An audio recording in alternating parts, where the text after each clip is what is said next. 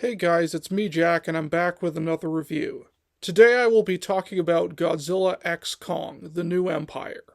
In this movie, Kong ventures deeper into the Hollow Earth, and discovers a clan of gorillas ruled by the cruel, tyrannical Scar King. And so he and Godzilla must team up to defeat him. Right off the bat, I must say that this movie is a major improvement on its predecessor. They bring back the characters of Gia and Dr. Andrews, and this movie puts more emphasis on their mother-daughter relationship. Gia doesn't feel like she really belongs. So naturally, she's amazed when she discovers more of her tribe living in the Hollow Earth. For the first time, she genuinely feels like she fits in. I love that Dr. Andrews doesn't want to let Gia go, but at the same time, she also wants what's best for her. But in the end, Gia chooses to stay with Andrews. It's honestly very beautiful. You may know that I wasn't really a fan of the character of Bernie in the last movie. But in this movie, I actually think he's kinda funny. He has some genuinely good moments of humor. Like the scene where he's trying to make a little documentary about the Hollow Earth, only to get interrupted. Even some of his facial expressions make me crack a smile.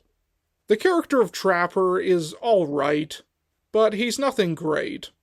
More than any of the other MonsterVerse movies, this one focuses a lot on the monsters themselves, particularly Kong. There are a lot of parts in this movie that don't have any dialogue, and are all visual. And you know what? I couldn't be happier. You could easily watch this movie with the sound off, and you wouldn't really be that lost. You really feel for Kong in this movie. The beginning of the movie establishes him as being very lonely, as he's the only ape in the Hollow Earth, or at least he thinks he is. There's a really sad moment where he hears what he thinks is the sound of another ape, only to realize that the noise is coming from a completely different animal. Kong really feels like a hero in this movie. When he is attacked by a bunch of other apes, one of them falls off a cliff, and Kong actually offers to help him, because he sees other apes as family. Unfortunately, the other ape just keeps on attacking him, and he is forced to kill him. He also meets a little ape named Suko, who also attacks him. Yet despite this, Kong shows compassion to him as well. When Suko is hungry, Kong offers him some food. Kong ends up discovering the tribe of apes that live under Scar King's rule. And when he sees that they are being oppressed, he tries to help. Ultimately, he realizes that he needs Godzilla in order to defeat Scar King and liberate the other apes.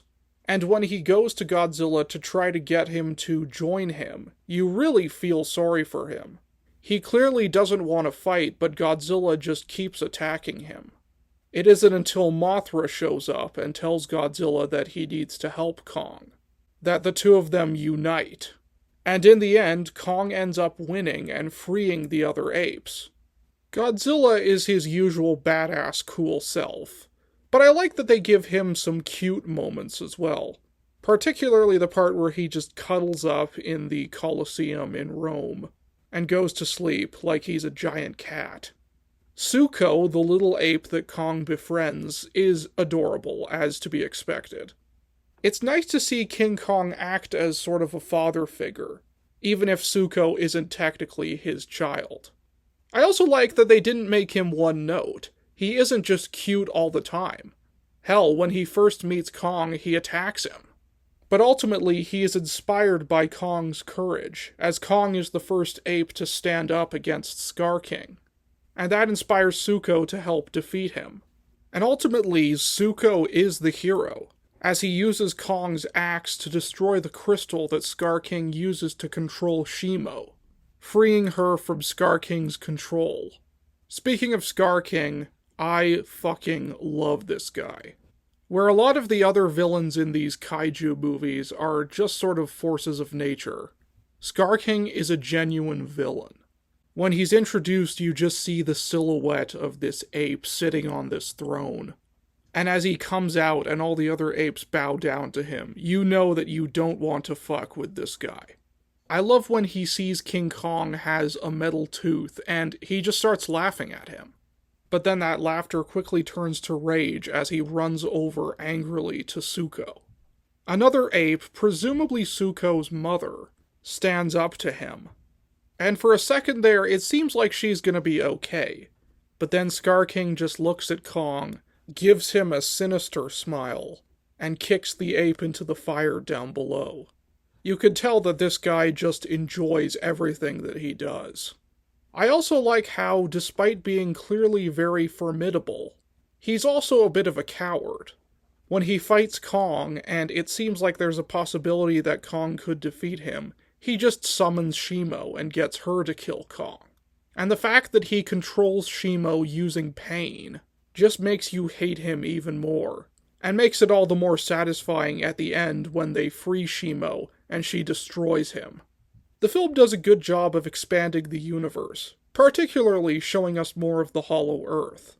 Some of the new creatures that they introduce are pretty interesting. I think it's great that Kong finally gets to interact with other apes. Something we've never really seen in any other Kong movies. I love that Scar King's lair is in this volcanic area. It looks like Mordor or something. The action in the movie is pretty cool. I like that Kong and Scar King use weapons in their first fight together. Kong uses his axe, and Scar King uses a whip made out of bones. The anti-gravity fight between Kong, Scar King, Godzilla, and Shimo is also a lot of fun. I especially love the moment where they just leap at each other, and it goes into slow motion. The final showdown in the city is decent, but I will say it's nothing mind-blowing.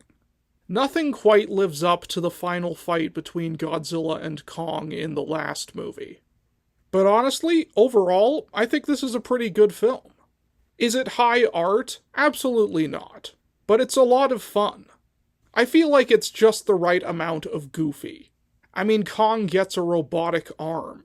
Some people might think that that's too much, but I think it's dope. This film is very much made for your inner child.